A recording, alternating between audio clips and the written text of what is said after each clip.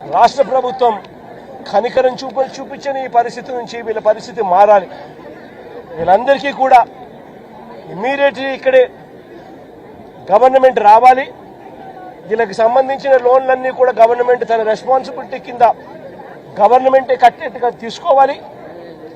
నష్టపోయిన వీళ్ళందరికీ కూడా ఇక్కడే స్థలాలు ఇస్తారా, లేకపోతే ఇలాంటి స్థలమే ఇంకో చోట ఇచ్చి ఇంకో ఇల్లు కట్టించి వీళ్ళకి న్యాయం చేస్తారా అన్నది గవర్నమెంట్ డిసైడ్ చేసుకోవాలి. చంద్రబాబు నాయుడు గారు గట్టిగా ఒకటే చెప్తా ఉన్నా, అయ్యా చంద్రబాబు, నువ్వు గన ఈ కార్యక్రమం చేయకపోతే రేపొద్దున మా ప్రభుత్వం వచ్చిన తర్వాత, వైఎస్ఆర్సీపీ ప్రభుత్వం వచ్చిన తర్వాత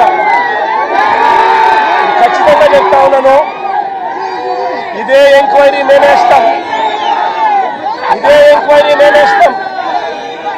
మిమ్మల్ని కోర్టు ముందర దోషులుగా నిలబెట్టడమే కాకుండా వీళ్ళందరికీ కూడా, బాధితులందరికీ కూడా కంటికి రెప్పలా మేమంతా కూడా కాపాడుకుంటూ, వీళ్ళందరూ కూడా ఎవరైతే నష్టపోయినారో ప్రతి ఒక్కరికి కూడా ఆ నష్టంలో ప్రభుత్వం భాగస్వామ్యమై వీళ్ళందరికీ తోడుగా ఉంటుందని చెప్పి బాధితుల తరఫున మీ జగనన్న మాటిస్తా ఉన్నాడు అని చెప్పి ప్రతి బాధితుడికి కూడా నేను చెప్తా ఉన్నాను.